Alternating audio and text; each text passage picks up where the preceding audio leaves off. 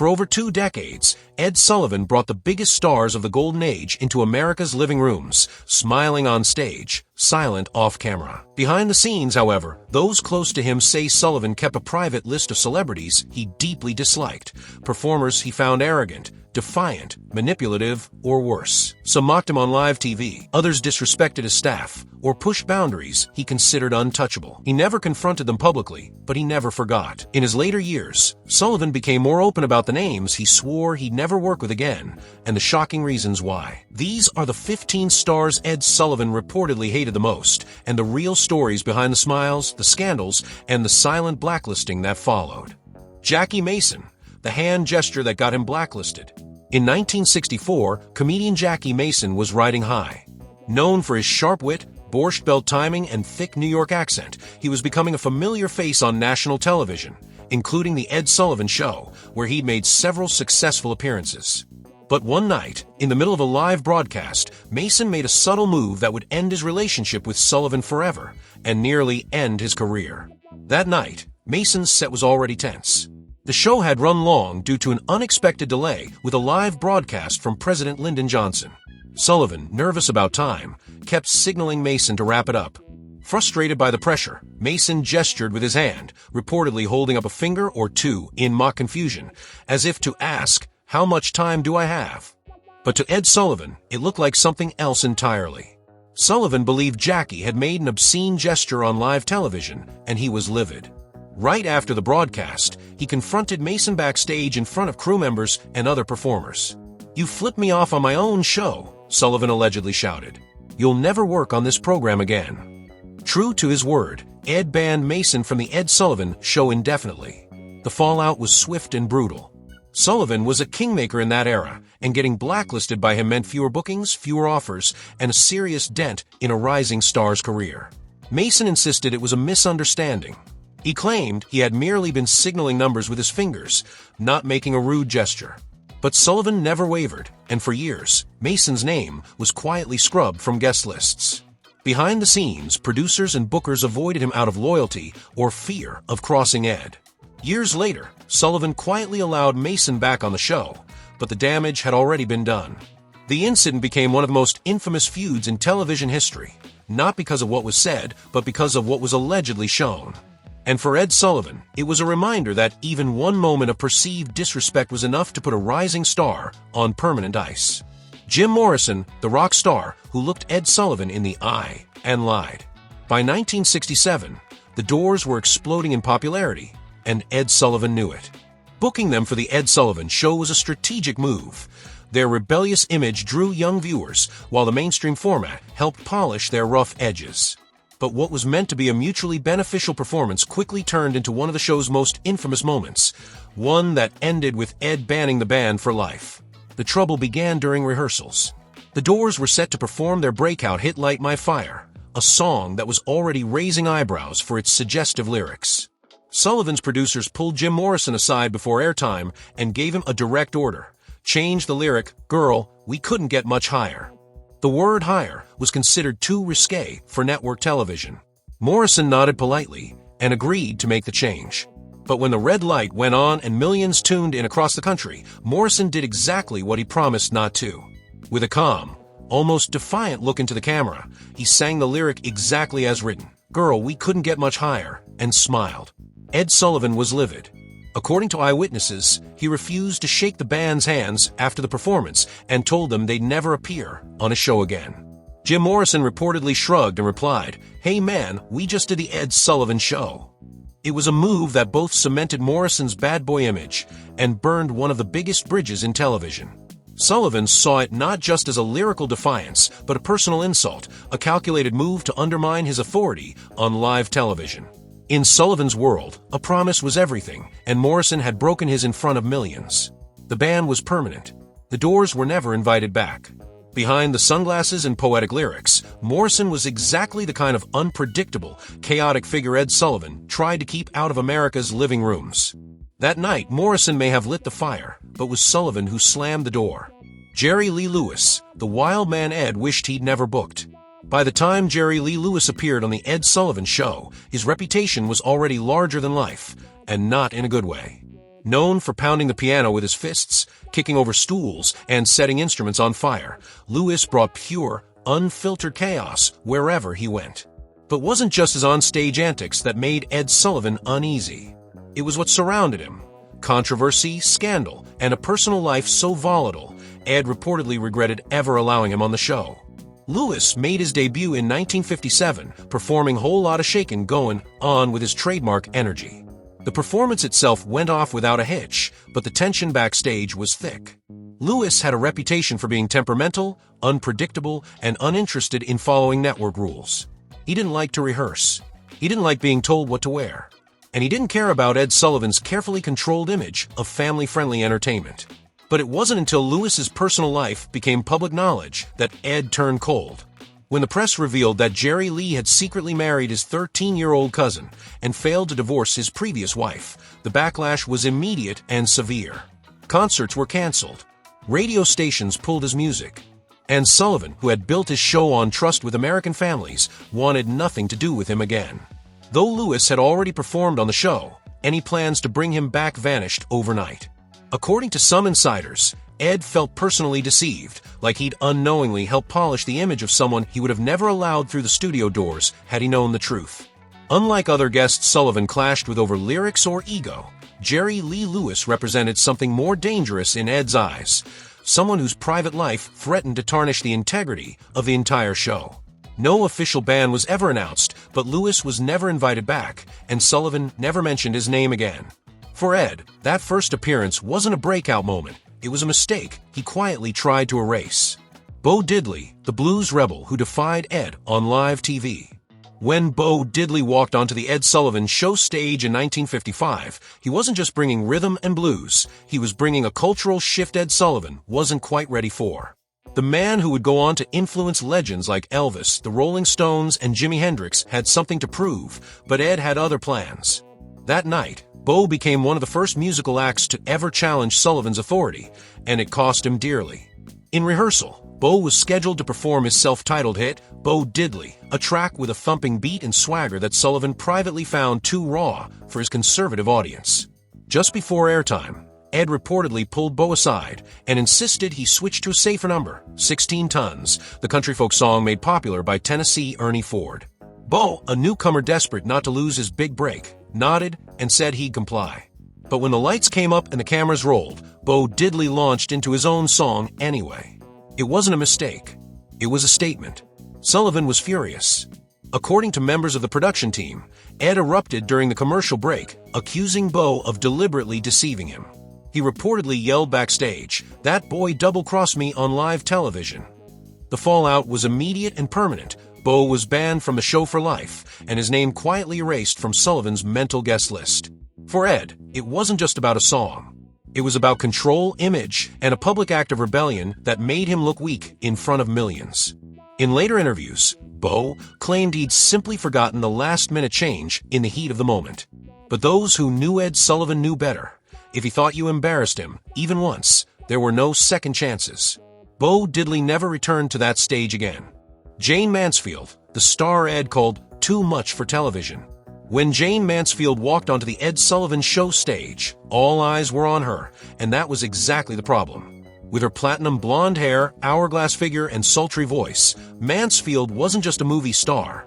She was a walking publicity machine.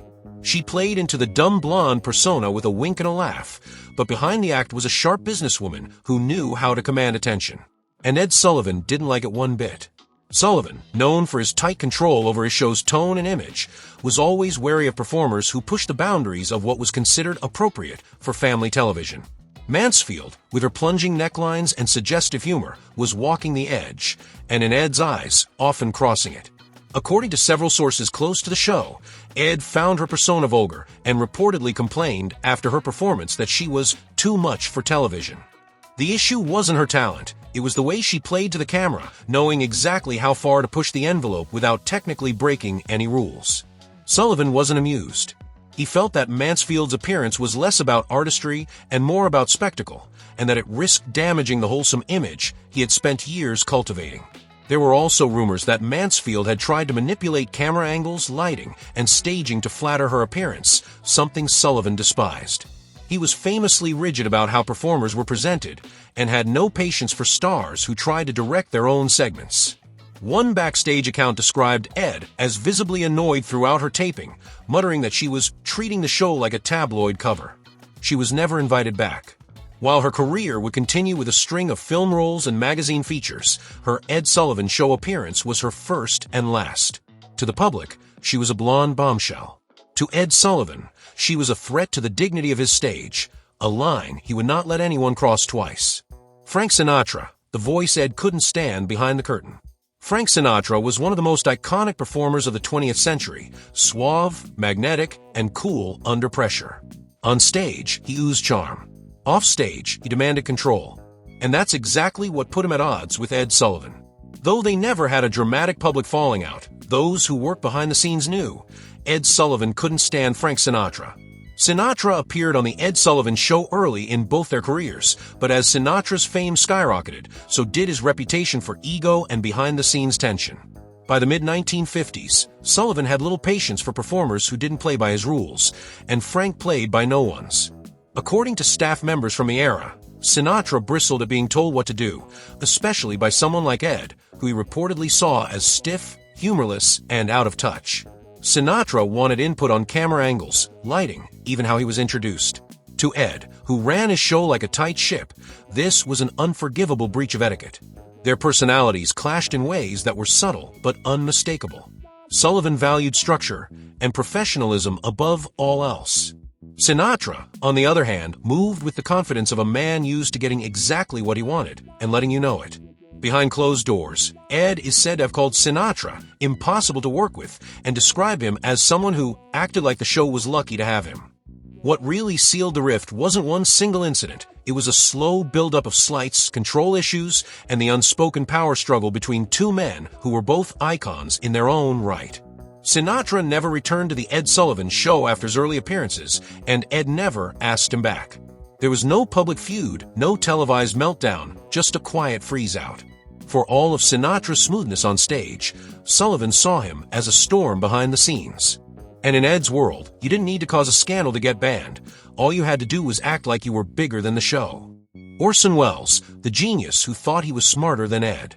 To the public, Orson Welles was a towering intellect, the boy genius of Citizen Kane, the man who brought radio listeners to the brink of panic with War of the Worlds.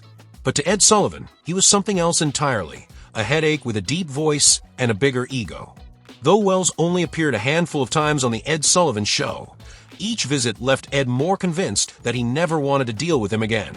Welles was a perfectionist with a reputation for being demanding, controlling, and dismissive of anyone he deemed less intelligent, which, by his standards, was almost everyone. That attitude didn't sit well with Ed Sullivan, who prided himself on running a tight, efficient show with little room for artistic tantrums. The two men were from opposite ends of the entertainment world. Sullivan was a former journalist who built his show on discipline and order. Welles, a theatrical auteur who believed rules were for breaking. According to multiple backstage accounts, Welles insisted on rewriting his introductions, changing lighting cues, and arguing with producers about how his segments should be staged.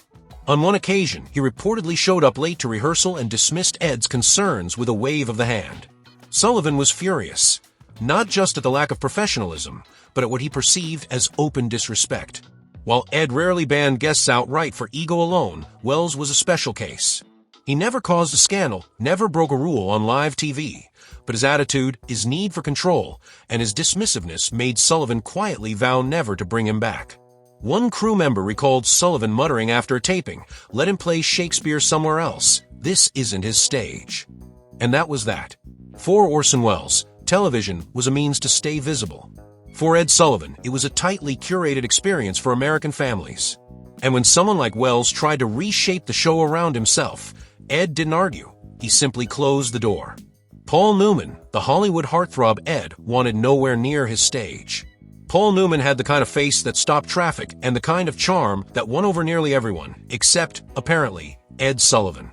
Unlike some of the other stars who clashed with Sullivan over ego or live performance issues, Newman's conflict with the host was more subtle, but no less significant. Behind closed doors, Ed reportedly viewed Newman as too political, too outspoken, and too unpredictable for his carefully managed stage. Newman only made one appearance on the Ed Sullivan Show early in his career, and even then, something seemed off. Staffers later claimed that Sullivan was uneasy about booking him, even though Newman's star was rising fast. It wasn't about talent, Newman had it in spades, but rather what he represented, the growing wave of socially conscious Hollywood that Ed didn't fully trust. As Newman's fame skyrocketed, so did his public activism. He spoke out on civil rights, the Vietnam War, and American foreign policy, all hot-button issues in the 1960s. Sullivan, who worked tirelessly to keep his show politically neutral and family-friendly, allegedly began avoiding Newman altogether, even when producers suggested bringing him back for interviews or promotional spots. He didn't like actors with opinions, said one former show writer, especially not ones who might go off script. Newman, always calm and composed, wasn't known for outbursts, but Ed feared he could use the platform to say something controversial in front of a live national audience. That fear was enough to keep the door closed. While Newman went on to become one of the most beloved figures in American cinema and humanitarian icon, he remained notably absent from Sullivan's stage after that lone appearance. No feud, no dramatic ban, just a quiet decision that one of Hollywood's brightest stars wasn't worth the risk. To Ed, the show wasn't just about talent. It was about control, and anyone who couldn't be counted on to play along, even someone as classy and careful as Paul Newman, was simply left behind. Sammy Davis Jr., the superstar Ed kept at arm's length. Sammy Davis Jr. was one of the most talented entertainers of the 20th century, a singer, dancer, actor, and comedian rolled into one. He could electrify an audience with a smile, and Ed Sullivan knew it. In fact, Davis appeared on the Ed Sullivan Show over a dozen times. On camera, everything seemed perfect. But behind the scenes, Sullivan reportedly never warmed up to him, and those who worked on the show say the reasons went far deeper than just show business.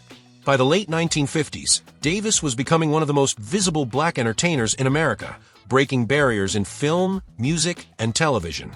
But he was also making headlines for another reason: his personal life. His high-profile interracial relationships, particularly his engagement to actress Kim Novak and later marriage to Swedish actress May Britt, were controversial in an era when such unions were still taboo, especially on mainstream television. Insiders say that Sullivan, who was notoriously conservative in his personal views, was uncomfortable with how much attention Davis's love life drew.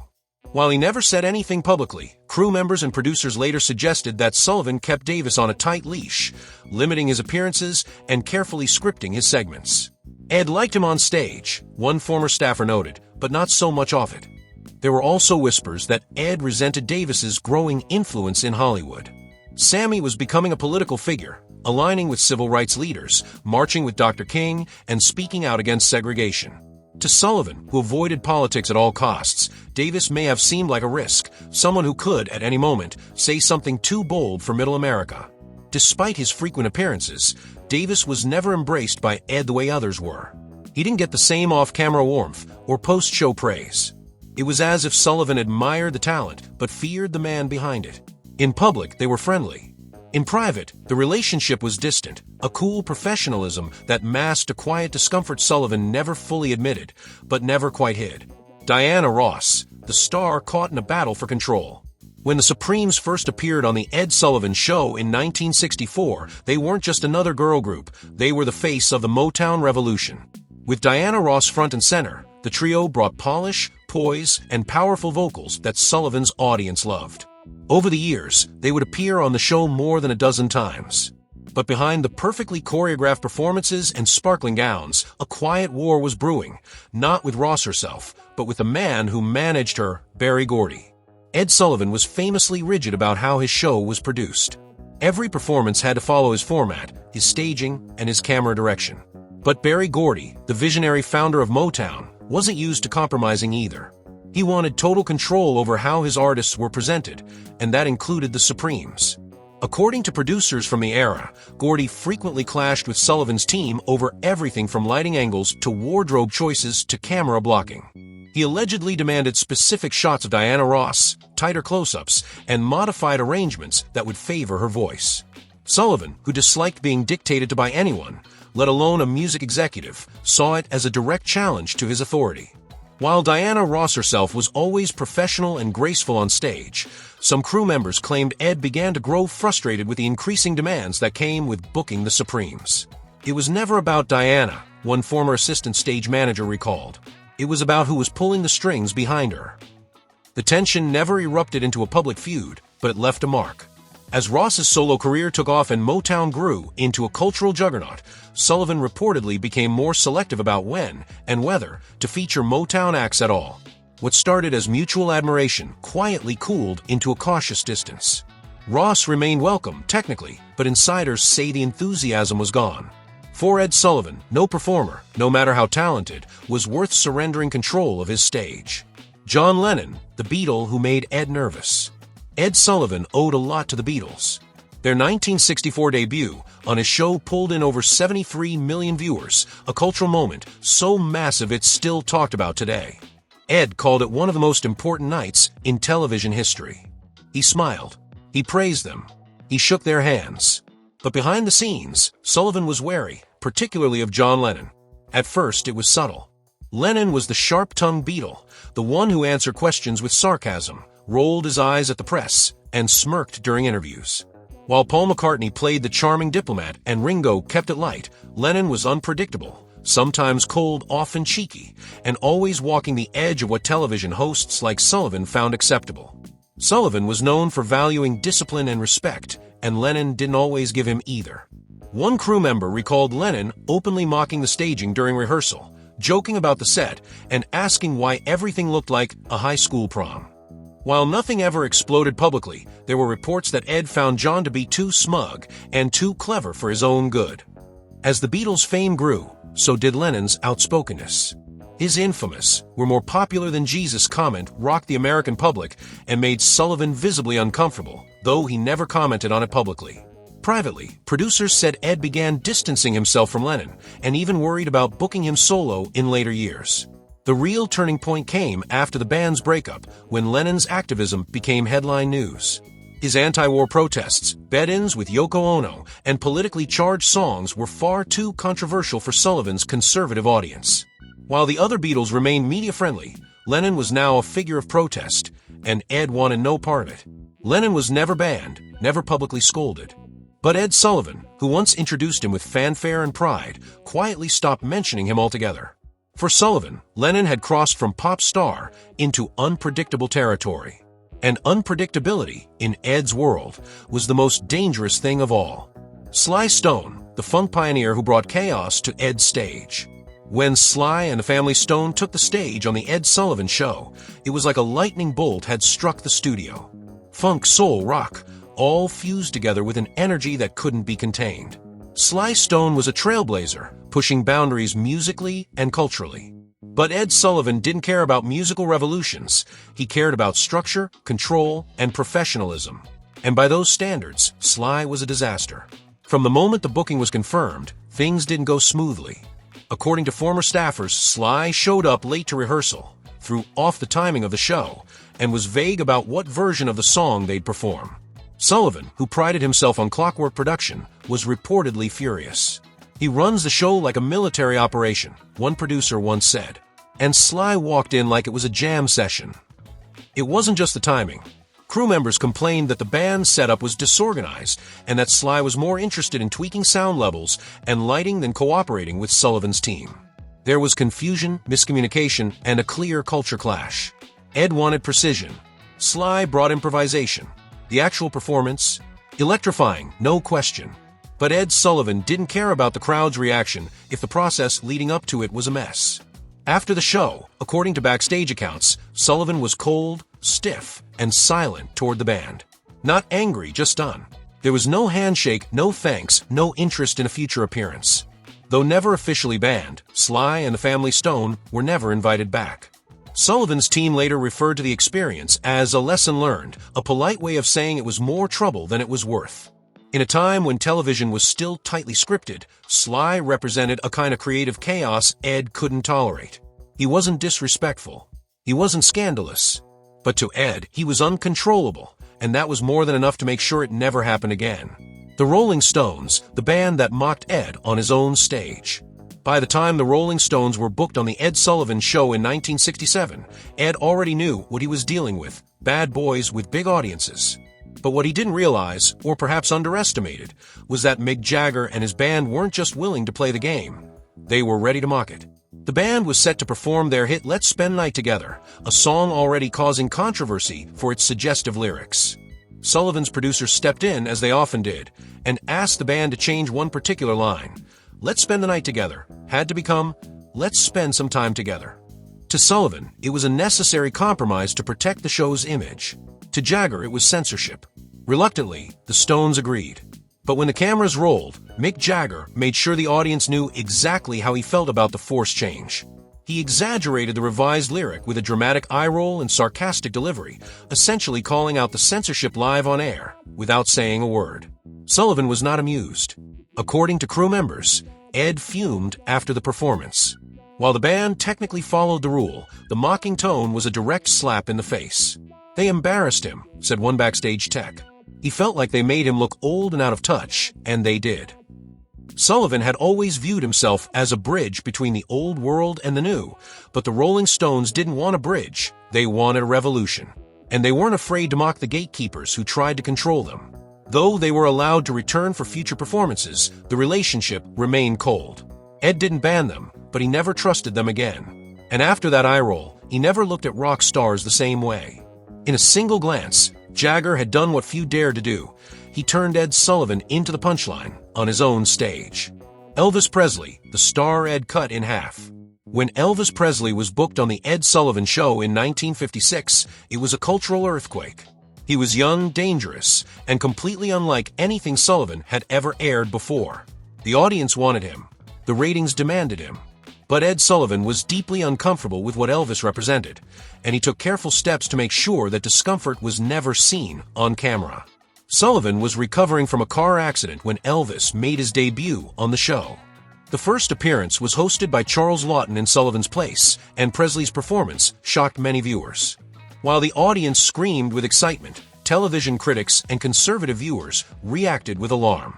The way Elvis moved, the hips, the sneer, the swagger, felt threatening to a generation raised on clean-cut crooners and tame variety acts. By the time Elvis returned for his third and final appearance in January 1957, Sullivan had made a decision. Though Presley's previous shows had been wildly successful, Ed ordered that the final performance be filmed from the waist up only. The cameras were not to show his gyrating hips. Sullivan claimed this was a move to protect younger viewers, but insiders later admitted it was a direct response to pressure from advertisers and censors, and Sullivan's own unease with Elvis's sexual energy. Backstage, Presley was reportedly frustrated. While always polite in public, he felt the restriction was unfair and made him look foolish. According to some accounts, he considered it an act of public shaming. Sullivan, however, stuck to the plan. The performance aired with tight, cropped shots, carefully avoiding any lower body movement. The message was clear. Elvis may be too big to ignore, but he was also too dangerous to show in full.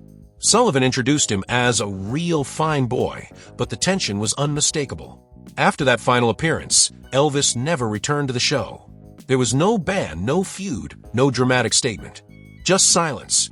And in that silence, it became clear Ed Sullivan wanted to harness Elvis's popularity without embracing what made him powerful. Buddy Holly, the star who refused to be controlled. Buddy Holly was not the kind of performer Ed Sullivan was used to.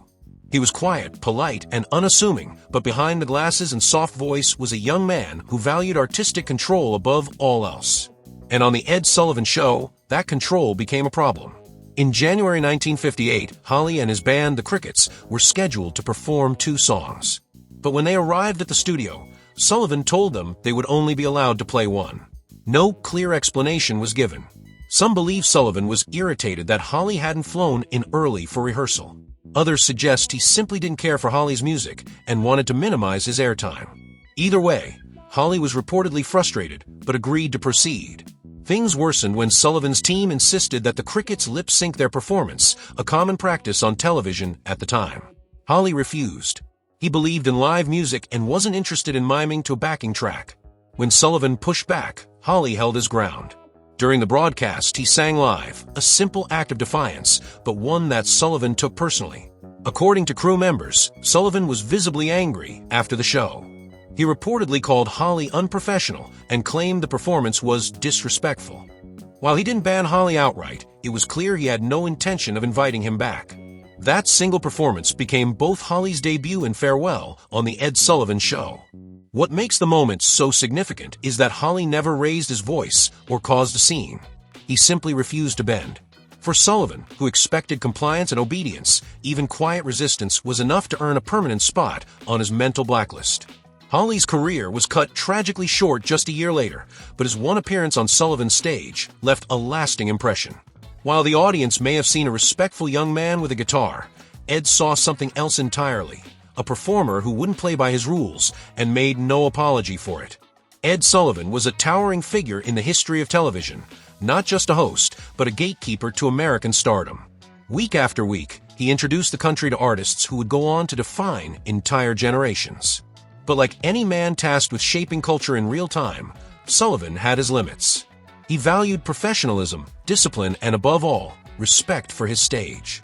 When those expectations weren't met, whether through arrogance, unpredictability, or outright defiance, he remembered.